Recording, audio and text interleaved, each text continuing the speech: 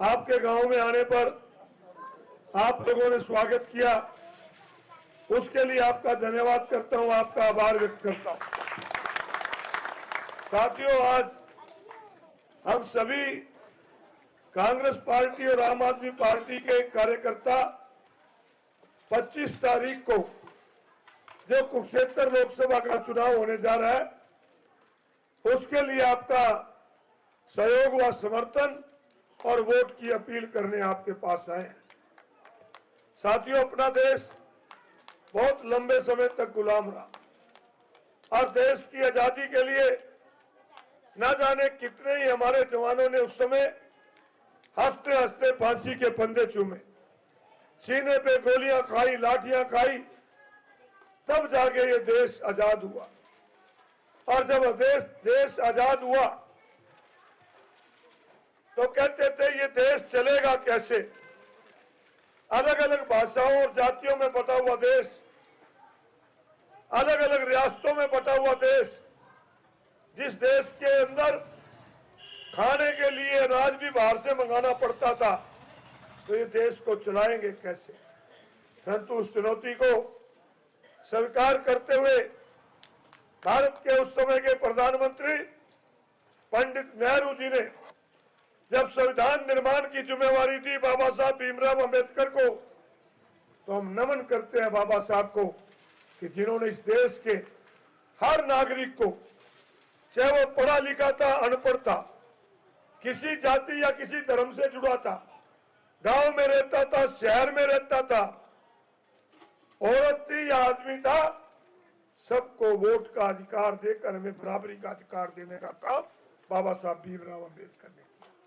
और साथियों, उस वोट के जरिए हमने कई बार सरकारें बनाई, कई बार सरकारें बदली, और हमारे इस देश के अन्नदाता को नमन करते हैं कि जिन्होंने दिन रात मेहनत करके ना इस देश के किसान लोगों को खाने के मामले में आत्मनिर्भर बनाया, बल्कि इतनी मेहनत करी कि जहां हम अनाज बाहर से मंगाते थे, आज बाहर भेजने वाले पड़े। परंतु साथियों, पिछले 10 साल से एक ऐसी सरकार इस देश के अंदर बन गई कि जिन्होंने साथियों स्वाय जुमलेबाजी के हमें कुछ नहीं दिया। देश के लोग आज पूछना चाहते हैं बीजेपी वालों से कि 2014 में आपने कहा था कि किसान की आमदन दुगुनी कर देंगे, 2014 में कहा था महंगाई कम कर देंगे, 2014 में कहा था 2 करोड़ लोगों को रोजगार देंगे। कहां गए? जो लोग किसान की आमदन दुगुनी करने की बात करते थे, इन लोगों ने साथियों उस किसान के ऊपर 3 काले कानून थोप दिए जो किसी ने मांगे नहीं थे। साथियों, 3 काले कानून को रद्द कराने के लिए 13 महीने तक वो किसान गर्मी सर्दी की परवाह न करता हुआ दिल्ली की सीमा पर बैठा रहा। 750 किसानों ने अपना बलिदान दिया, तब जाके वो 3 काले कानून रद्द हुए।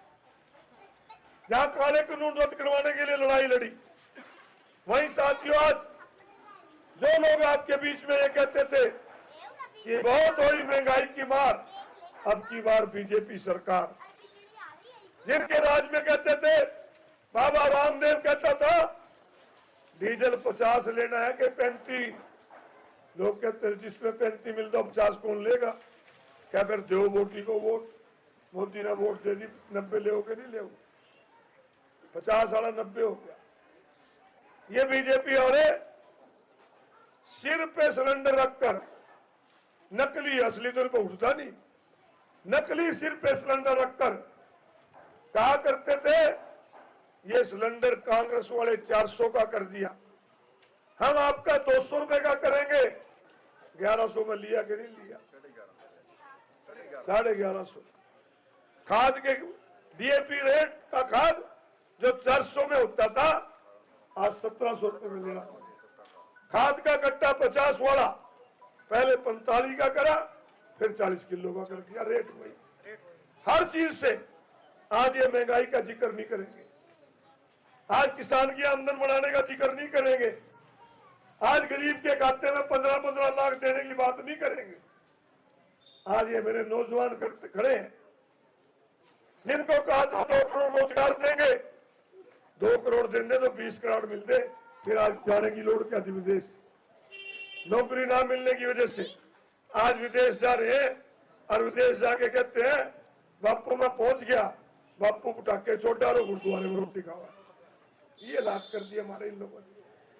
किस प्रकार की सरकार है? आज इस नाम से वोट नहीं मांगेंगे, आज कहेंगे मंदिर बना दिया वोट दे दो।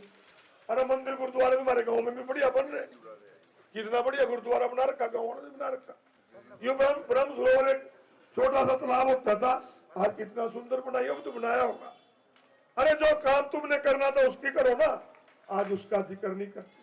और 9.5 साल अपने यहाँ तो एक ऐसी सरकार चली जो मनोहर लाल थे, वो तो सीधा शेर का बच्चा नैब दोषी है उतने सुधा दोषी है। इन लोगों ने क्यों नहीं बोले जब लठ पड़ रहे थे कर्मचारियों पे, जब लठ पड़ रहे थे किसानों पे, जब लठ पड़ रहे थे सरपंचों के, तो ये बोले ही नहीं। आज चेहरा बदल के वोट लेना आएंगे। तो आज मौका है भाई, ये देश के संविधान को खतरा है, क्योंकि देश के संविधान में तो सबको बोलने का अधिकार है। बोलने गए तो लटकाए, केजरीवाल बोला जेल में बोल दिया, राहुल गांधी बोला उनके खाते बंद कर दिए। ये कोई राज है? और इनके बारे में क्या क्या बताएं, बहुत लंबा टाइम हो जाए, गाँव बहुत होते हैं। जब सुप्रीम कोर्ट ने कहा कि किस किस ने चंदा लिया और कुछ को कितना धंधा दिया, उसके बताओ एसबीआई को, तो एसबीआई ने बताया कि 8,500 करोड़ रुपया ये बीजेपी ने चंदा लिया। और ऐसे ऐसे तो ले लिया, ये नारा तो लाते हैं गौ माता की जय, गौ का जो मांस, जो गौ का बीफ भेजने वाली कंपनी है, ये 250 करोड़ का चंदा उस पर भी ले गई। कितनी शर्म की बात। 5 दवाइयों की कंपनियां जिनके सैंपल फेल हो गए, ये उनसे भी चंदा ले गए।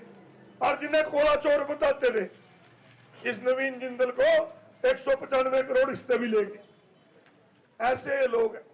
तो आज जरूरत है भाई, अपना पहचानो, आप इकट्ठे होके सारे गांव के लोग एक निर्णय ले लो।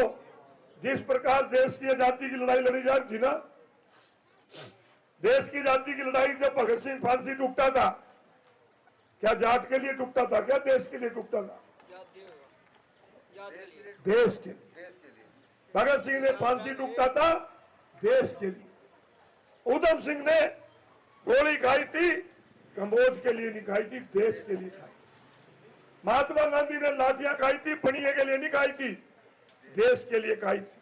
आज उसी देश की आजादी के लिए जब इकट्ठे होकर लड़े थे, तो देश के संविधान को बचाने के लिए भी आप क्षत्रिय बिरादरी के गांव के लोग इकट्ठे होकर, गुप्ता जी का चुनाव निशान है झाड़ू। एक बहुत नेक इंसान है, सामाजिक व्यक्ति है, धार्मिक व्यक्ति है, आप इनको वोट दो। और दूसरी तरफ भाई, मैं तो कहना नहीं, नवीन जिंदल ने बीजेपी वाले कोड़ा चोर बतावा थे, इनको हिनोर बना कर लिया है। और नवीन जिंदल भाई, एक चीज तो मैं जरूर कहूंगा कि नवीन जिंदल जब 2014 का चुनाव चल रहा था ना, गिनती हो रही थी, गिनती में राजकुमार सैनी जीत गया, बलबीर सैनी दूसरे नंबर पर चला गया, ये तीसरे पर चला गया। मैं भी पास बैठा था, कह अरोड़ा साहब बहुत बुरी हुई, मैं नहीं आज के बाद कुछ आने का। अरे मैं तो हम धीरे करे, तेरे पता मैं भी दुआ रहा था, ये तो चलता रहे, हार जीत तो चुनाव लड़ेंगे, जीतेंगे हारेंगे, इतना नहीं करे करते। कहता ना ना, मैं नहीं आज के बाद कुछ आऊंगा भाई। 100 अवगुण होंगे, और एक बात है, जुबान का पक्का है, 10 साल से का बच्चा आया, किसी का आया तो हम बता दें, किसी के दुख में आया हो, सुख में आया हो, जब हम पिट रहे थे जब आया हो, बाहर में फंस रहे थे जब आया हो, तो आप वोट के लिए अपना घर कहते हैं।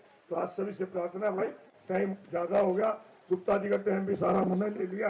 गुप्ता जी से प्रार्थना करूंगा कि वो भी आए, और आपसे प्रार्थना करता हूँ कि सभी मिलकर गुप्ता जी को वोट दें। आपका बहुत बहुत धन्यवाद।